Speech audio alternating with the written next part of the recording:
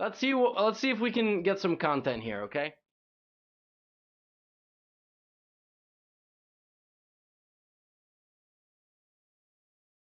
For years ago, a chess game between an American streamer and an Indonesian player turned into a global controversy.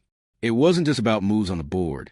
It became a story of national pride, online outrage, and the challenges of truth in the internet age.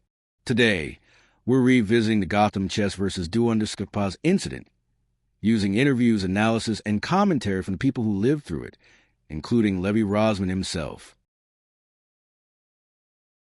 In March 2021, international master Levy Rozman, better known as GothamChess, was streaming a rapid session on chess.com.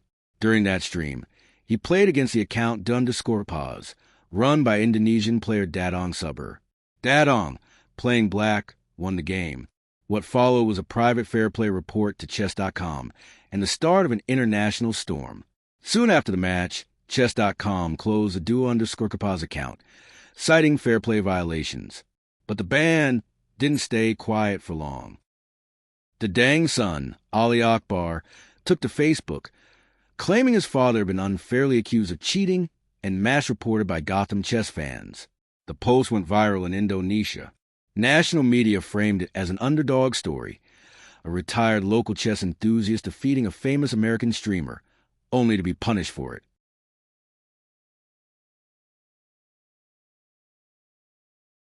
Top grandmasters like Hikaru Nakamura weighed in. Reviewing the game, Hikaru pointed out several moves that matched top-engine recommendations almost perfectly, fueling suspicions of computer assistance. But for many in Indonesia, the narrative had already shifted. This was about defending one of their own against what they saw as elitism and online bullying.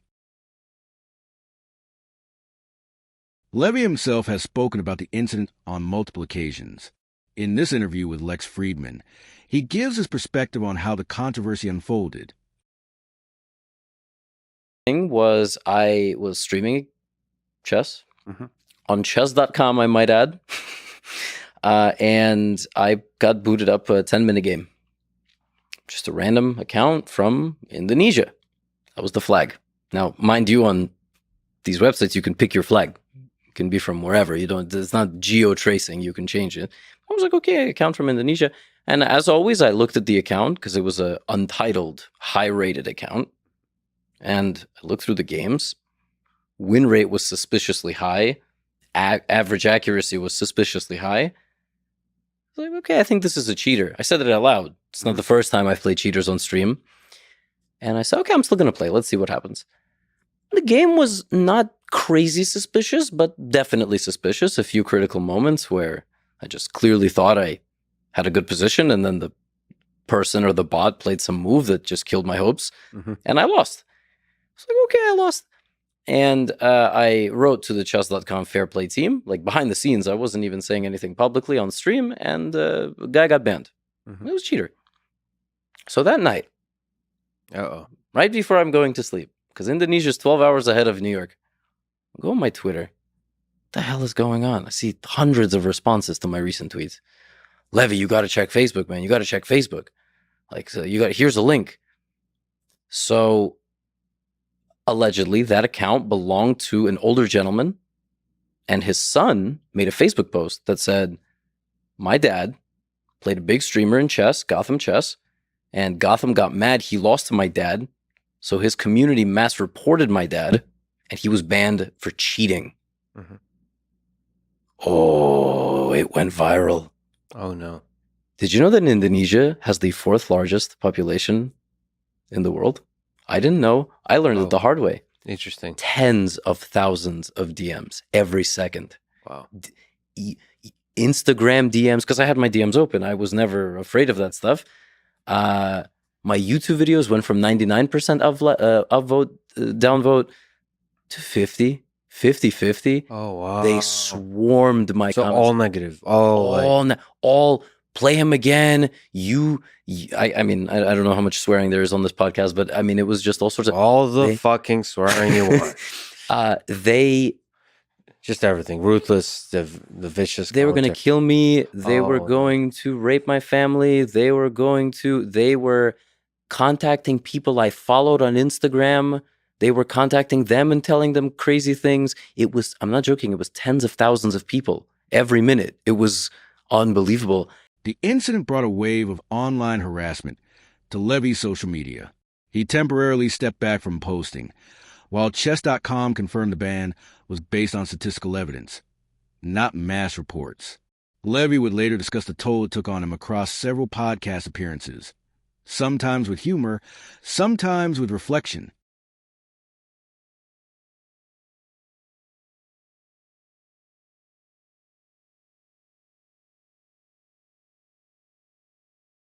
For years later, Levy Rozman is one of the biggest chess educators in the world, and then you just with millions of followers and a lasting impact on the game's online growth.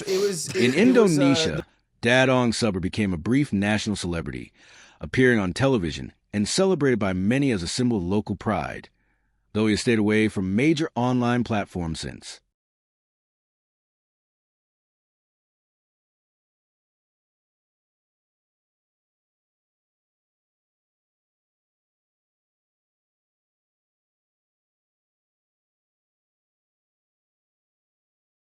I'm not even trying to necessarily find the best move as much as I'm trying to just give myself some sort of practical chance.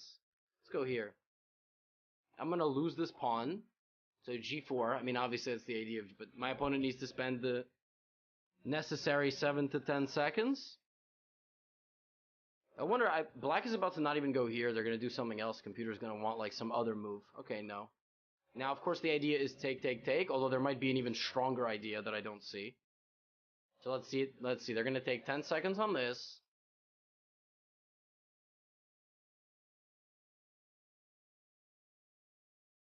Are they not even gonna take? Did the computer find... Okay, now of course you're gonna spend another 10 seconds on this, because they don't know why they did it. They don't know why they actually played that move.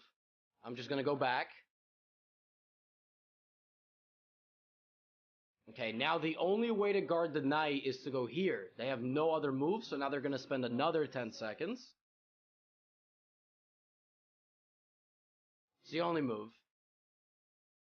And they're gonna spend some time, right? Now I'm gonna play h3, so 5 minutes, they're spending about 10 seconds a move. That's about 30 more moves I have to play. In reality, it's a little bit less, because I think what's gonna happen when this person gets really low on time is they're just going to go full panic mode. So... But the problem is that as long as I'm only down a pawn, I need to get this to an endgame somehow.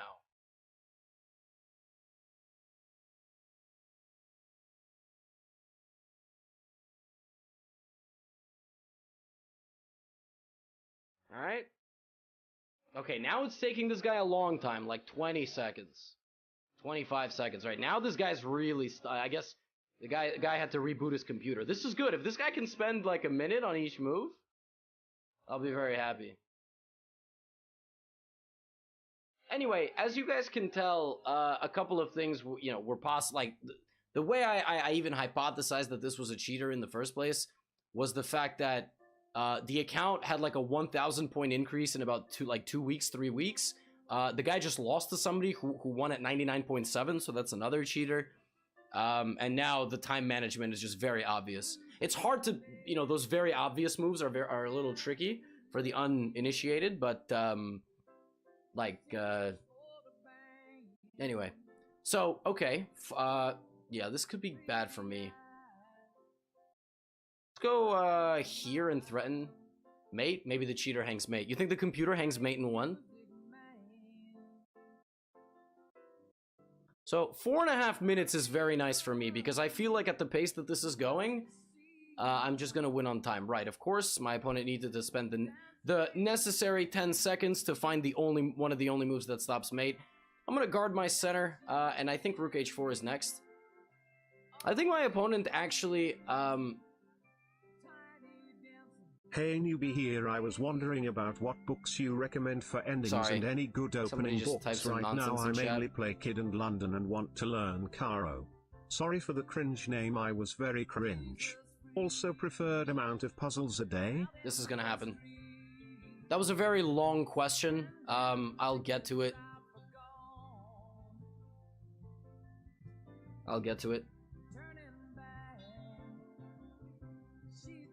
You just watched my cheat buster video. So I'm playing rook c1 because of course if rook takes rook, there's queen takes pawn.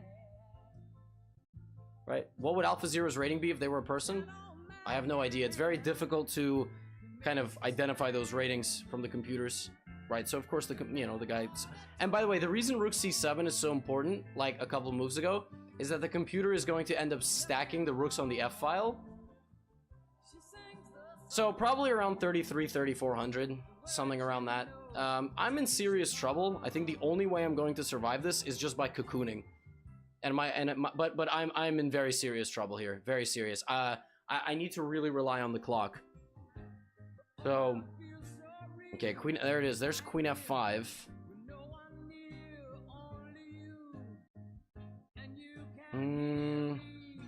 The thing is, computers find these really obscure ways to add pressure to your position. Okay, I want to go here and here. That's what I want to do. I want to trade a rook, even if it means damaging my position. At the same time, I can also get into a situation where I made it, like completely made it. But the guy has a minute, because a minute will take him 6 moves, right? So as long as there's no mate in 6, I'm okay. Right, so of course I saw this coming. Oh my god, wait, is there knight takes? Oh my god, there's knight takes. Oh wait, no, there isn't. Yeah, let's go here. There's something. There's like knight e5, knight f3. Something. Something's brewing. Something weird's about to happen. Something weird's about to happen here. I could feel it. Maybe not. Maybe black's gonna just play like rook f3. Plant the rook, double up. Exactly what I said would happen. Okay, that's the same idea. Oh, and wow. That completely counteracts rook f6 because of this. But then f3. Then f3. Okay, let's play... So rook f6. So we're gonna try to go for a trade. My opponent's got only 3 minutes, which means about 10 more moves. 10, 11 more moves I have to survive. Unless they start speeding up, in which case I'll be very sad. Oh my god, I think they have knight e5 now. I think they have knight takes e5. I think knight e5, rook c7, knight f3. But maybe not. Maybe I'm wrong. Alright, good. Keep thinking. You need to think. Keep thinking. Good. Spend that time, buddy. Reboot that engine. 2 minutes and 20 seconds. Oh, knight e5 has been played. You know why knight e5 is winning, chat? Because after rook c7, knight f3 check, I no longer have a rook covering the h-file, so I cannot play king h1 because rook h5, king g2, rook h2, king here, check here, mate. Which is what I forgot when I played the move rook to f6. Now this move threatens both of my rooks. And if rook c7, the idea is knight f3, and I thought I had king f1, but I don't have king f1 because there's knight takes d4, and I can't take back because queen h1 is made, because I'm blocked in and I don't have a rook here anymore. So on knight takes d4, I need to find a couple of moves to survive. Do I have a couple of moves after that? There is also queen b1, so I gotta find a way here to survive from a practical standpoint. I cannot take because rook c1 is made.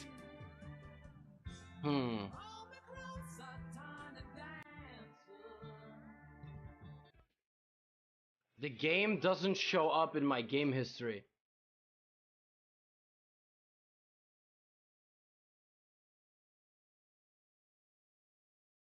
What? Huh?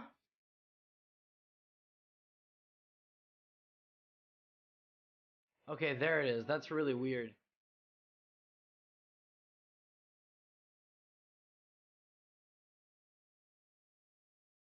Guy played at 91, 98.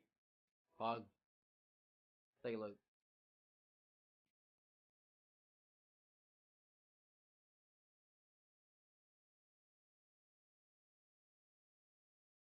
Yes, he also lost to a cheater.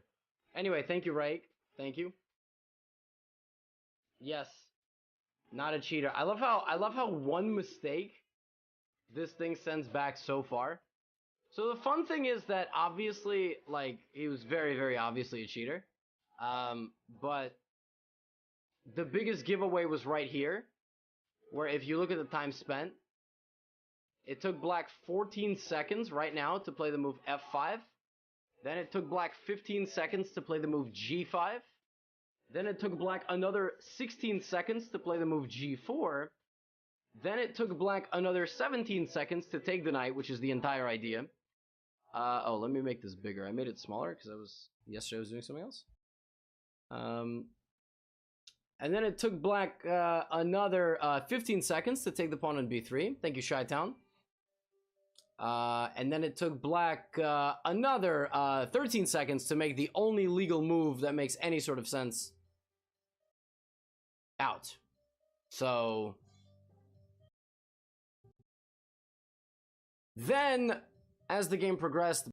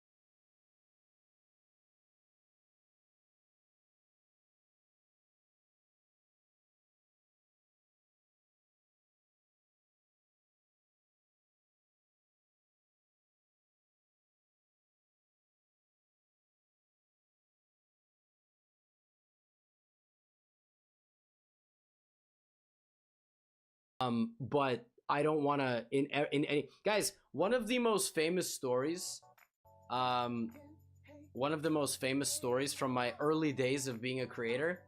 Somebody got banned in my Discord because they played 2 games against another guy, and then he goes, "Hey, I just want to say that I used the engine for the second game because you beat me in the first game." And I thought you were cheating, so in the second game I used the engine to make sure that you weren't cheating.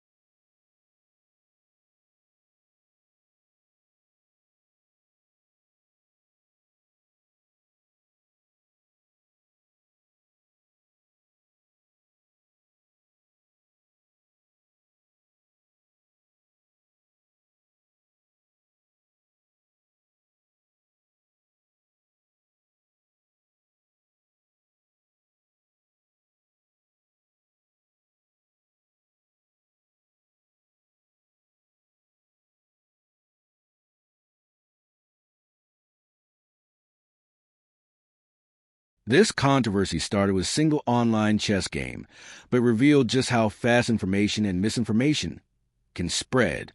I'll leave you with an AI-generated recap of the incident, highlighting the key moments that made it one of the most talked-about stories in chess history.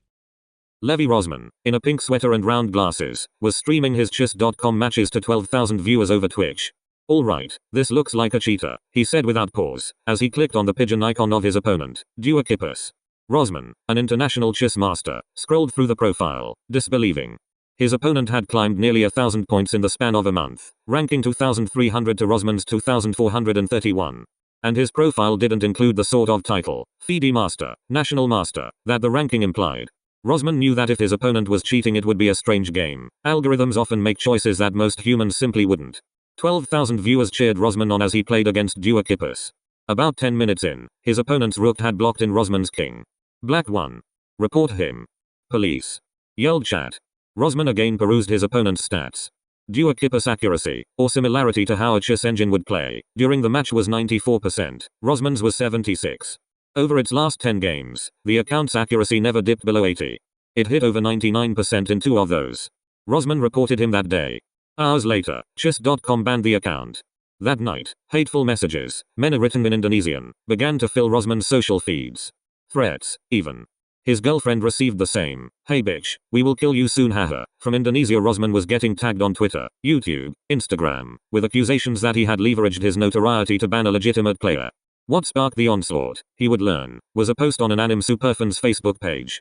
Ali Akbar, a 24-year-old, had written a Facebook post about Rozman from his home in Bandung, Indonesia, to his 3,500 followers. According to Akbar, Dewa Kipas was a 60-year-old retired tournament player named Dadang Saber who had only recently become addicted to chess.com. Also, he wrote, Saber was his dad. And he most certainly did beat chess master Rozman. Akbar's post went viral.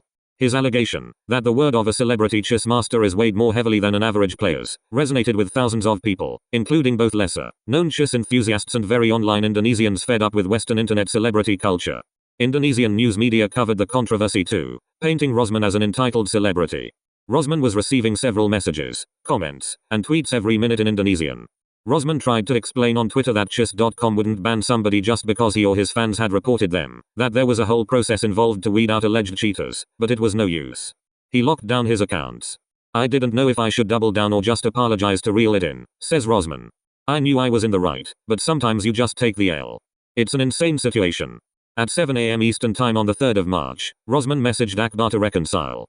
"Hope we can discuss things peacefully," he wrote. Akbar said he was sorry that his post sparked harassment, and he offered to explain all of the abnormalities with his father's account. He listed out the most common questions, and then supplied answers. Why had Saber only played blitz, or fast chess, a couple of times, when most 2,300 level players have high scores in that discipline as well as chess puzzles? He can't move that quickly, especially on his old Android. Why was his rank in puzzle so bad? Akbar himself had played it, on his father's account, on a whim. Why did he only play rapid chess, in which matches have a 60-minute limit? He is technologically challenged, and it's the only traditional chess mode he can access from the app's main menu without changing settings. Why did his ranking increase so dramatically? He played non-stop for hours. Why were his moves so similar to a bot's? Because he trained against bots. Akbar recorded a 20-minute video with his father in which Saber claims he beat Shredder, a commercial chess engine, on a Grandmaster level setting 4 times in a row. Through his son, Saber agreed to an audio interview with Wired over WhatsApp, later translated from Indonesian to English. Saber says that he started playing chess in junior high. He was self-taught and owns a lot of chess books. He joined several local chess clubs, attended local tournaments, and even trained under his neighbor, the late chess grandmaster Herman Suradiraja. Wired could not confirm this. He likes the Caro-Kann defense, the Sicilian defense, and Gambit. He began to play against Shredder, he says, when he got an iPhone 3GS. He believes character and memorization are key to high-level chess play, but tempo, or pressuring your opponents in an optimal number of moves, is the most important. I mastered the tempo, and when you master the tempo, it doesn't matter who your opponent is.